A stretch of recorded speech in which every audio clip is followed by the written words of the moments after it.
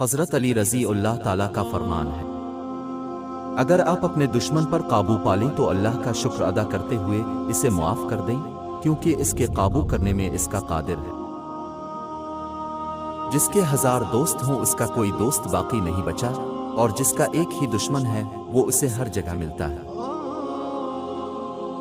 زبان شیر کی طرح ہے، اگر آپ اسے ڈھیلا چھوڑ دیں تو یہ کسی کو زخمی کر دے گا۔